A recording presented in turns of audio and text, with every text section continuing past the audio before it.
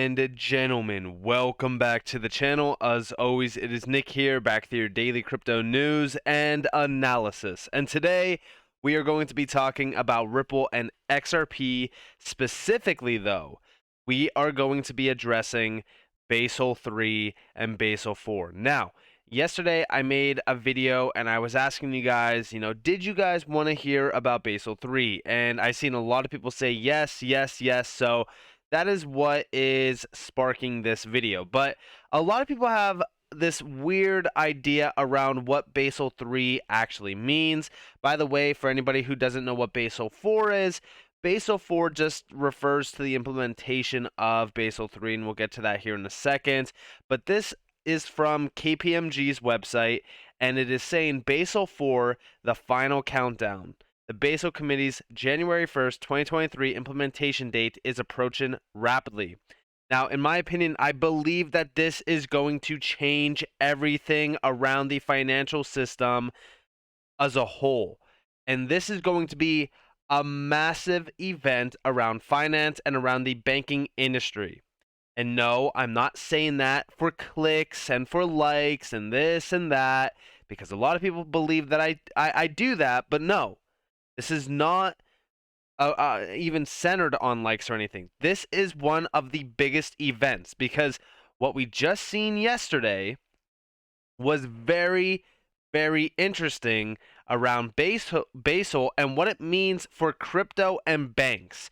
So let's just dive in and let's start with a few things. So we do see a few things around the EU, the UK, and the US. The banks are going to be the banks within these areas are going to be the big ones to really kind of push for this implementation first. And then we do see regulators are sticking to their guns on the need for completion of the final reform. Although some banks question the timing, implementation has been deferred once due to the pandemic and may be delayed further due to the regulatory process.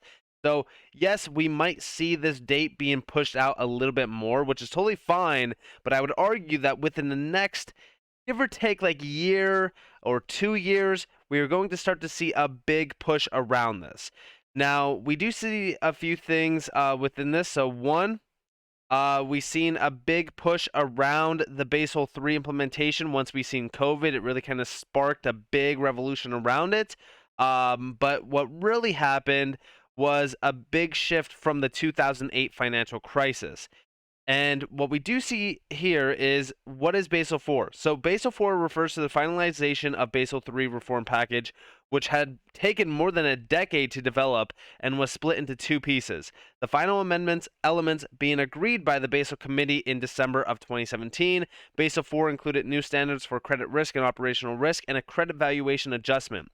It also introduced an output floor, revisions to the definition of the leverage ratio, and the application of the leverage ratio to global systemically important banks. A revised market risk framework had already been largely finalized in January of 2016. So they've been planning this for a very, very long time.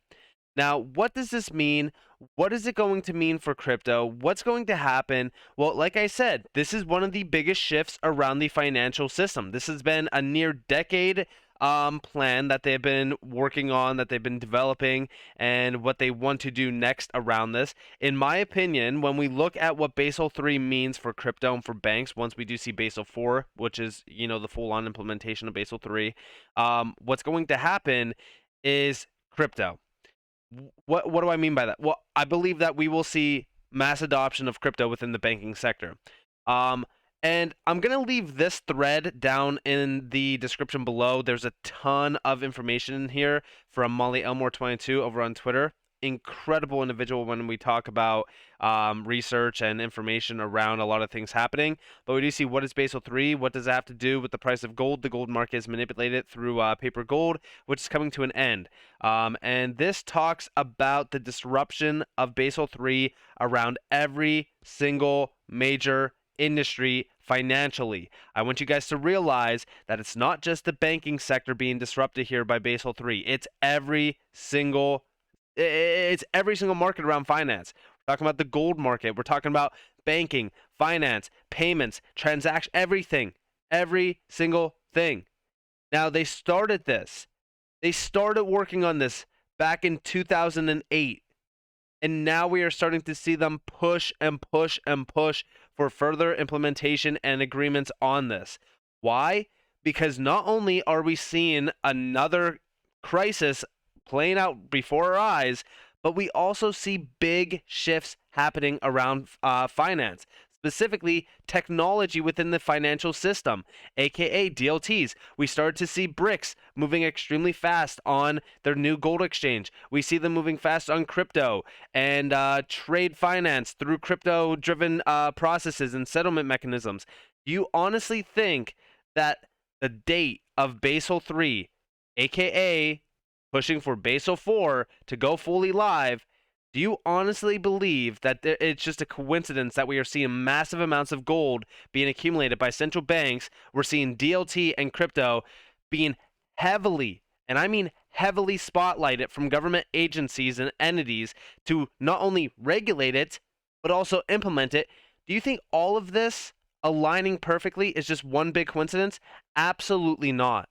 When we look at what's happening around gold, they want to make sure that Basel 3 is implemented so that gold reserves are backed up, not just by paper, but fully backed. And what we are going to see, and I've said this time and time again, is we will have gold-backed CBDCs issued out on DLTs. And yes, we will have a full-on new SDR. And I talked about this, and this is going to lead to a new reserve currency. And I believe that it is going to be decentralized. A lot of people ask me, why do you think it's going to be? It's perfect. Think about it. I said this in the other video too. I said, imagine you're China and you want to conduct a trade transaction. Do you really want to be constrained to the US dollar if you are in China? No. You want to utilize a currency that is not controlled on either side. So something that is fully decentralized. We could 100% see XRP be the reserve currency. Is it going to work like that? We don't know. Nobody knows. We could speculate all day. But one thing to me that is certain around Basel 3 is that we are seeing a big push around it. And guess who is ahead of the game? Ripple. Going back to 2015, Ripple posted this on their website. Is your bank Basel 3 compliant? This was very interesting. I remember when this fully got pushed out and a lot of people were speculating on what's going to happen next. So we do see one of the biggest changes coming to banks is a new rule called Basel 3.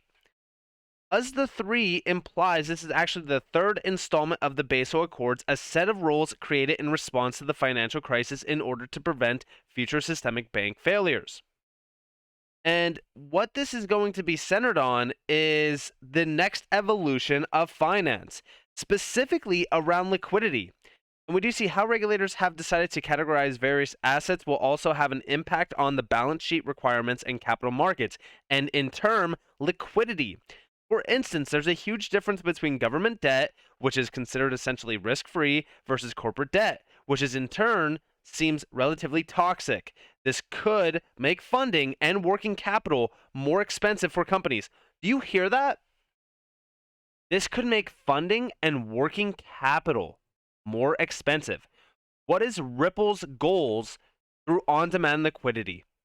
Oh yeah, that's right. Allowing funding for SMEs through line of credit with XRP, and no, you won't find that on Ripple's website anymore, but yes, line of credit is still a thing. We've seen it in a document just recently released from Ripple. And working capital, freeing up working capital for financial institutions and major fintech companies. That is Ripple's end goal. Why? Because they already know that we are going to see a lot more expensive issues arising around these two big areas. This is huge. And we do see down here, perhaps the biggest challenges, however, will come down to reporting. Financial institutions are used to reporting quarterly, monthly, or at the worst, daily. In the future, the expectation will be real-time liquidity reporting. It's hard to concretely say where or when, since each jurisdiction will decide its own policies and timeline for Basel III implementation. The current deadline is 2019, already delayed multiple times. That's where digitizing platforms can be such a boon, giving banks a snapshot of their liquidity situation at a moment's notice, reducing reporting costs, but also boosting efficiency, which in turn allows better usage of the bank's balance sheet. I want you to realize that as we see digitization being spotlighted, tokenization being spotlighted, DLT technology being in the mouth of every major elite's words when they are talking about what's happening around finance, I want you all to realize that this is not a coincidence. This is all aligning for a massive boom around the financial system. And it is going to be a boom that revolutionizes every single major aspect of finance. We are seeing a technological revolution like you've never seen before. This is a once in a lifetime opportunity, and it is a historical one. And yes, we've been waiting for a while. Listen, this has gotten delayed multiple times. This is not going to happen overnight, okay? I understand that we've been told that it's going to happen overnight many times in the past, and a lot of people, including myself, has even played into it. I really did think that at some point in time we would see a full-on overnight major shift happen around the financial system, and who knows, it could happen. But in my opinion, it would make sense for this to be a long-term game because it is going to disrupt every single aspect of life. Now, I want to share with you guys this overall PDF file from from Ripple, talking about the XRP cost model paper, the cost-cutting case for banks, the ROI of using Ripple and XRP for global interbank settlements. Very interesting on the time frame, February 2016.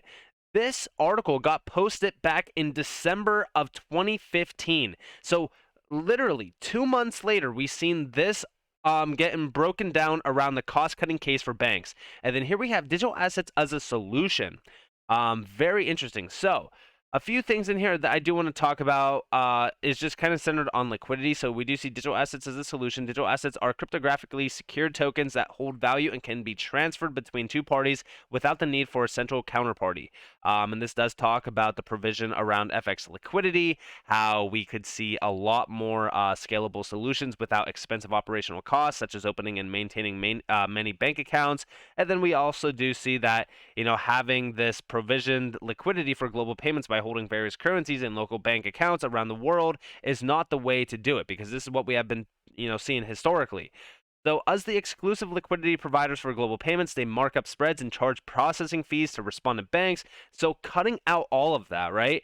That tied up capital, that liquidity or the funding cost, cutting all of that out, those Nostro accounts, and having, XRP be that on-demand liquidity bridge for all of these major financial institutions, like that is the end goal here. That's the end goal. And we do see for the first time, digital assets can enable real-time value exchange anywhere in the world, providing liquidity on demand and significantly reducing costs associated with treasury and payment operations. Liquidity and Basel III compliance. XRP, the native digital asset of the Ripple Consensus Network, offers these capabilities and can support liquidity between any two currencies. XRP enables the transfer of value anywhere in the world in an entirely frictionless manner with fewer barriers to entry than the correspondent banking system. You all understand why I am so bullish on XRP? I absolutely love this technology. I talk about this technology all the time, but XRP, with what Ripple has really, not only created but developed with XRP as the core process of their on-demand liquidity mechanism, like this is so innovative. And we do see, instead of holding local currency in offshore accounts around the world, trading parties, banks, or third-party market makers on behalf of banks can hold XRP on their own balance sheets and use it to make markets with any other currency. The analysis in this paper is for the respondent bank providing its own liquidity to XRP. So when we look at this, right, I've always said that, guess what? XRP is not meant for you and me. XRP is not for the retail sector. Their end goal is to have banks, major banks, and third-party market makers holding XRP on their own balance sheets to utilize to make markets with any other currency, because when we look at XRP as a bridge currency, it is the perfect use case. It is the biggest use case, in my opinion, when we look at crypto. This is an absolute monster in the making. And by the way, like I said, just from the other day, seeing this announcement from the BIS talking about banks holding 2% of crypto is absolutely huge. And this is going to be happening by 2025. Exposure to crypto, 2%. I know that 2% doesn't seem like a lot, but this is very, very interesting. So you could see that they are moving very fast on the implementation of Basel III. You could see that the banks want to hold crypto. They are going to be holding crypto. And more so specifically, in my opinion, this is going to allow for XRP to be within their balance sheets. It's going to allow for banks to hold XRP. Like, this is so exciting. This is why Basel III and Basel IV, I should say, like, Basel III is Basel IV. It's just Basel IV is when Basel III is fully implemented. But this is one of the biggest, if not, it is the biggest events around finance and around the banking sector. So with that being said, I hope that you guys enjoyed this video. If you guys did, definitely leave a like, subscribe, to notifications on if you guys have more free content. You guys are more than welcome to follow me on Twitter and join the free Discord down in the description below. As always, up to you all. Have a beautiful day, beautiful night. Wherever you guys are on this before, this has been Nick. Peace out, guys.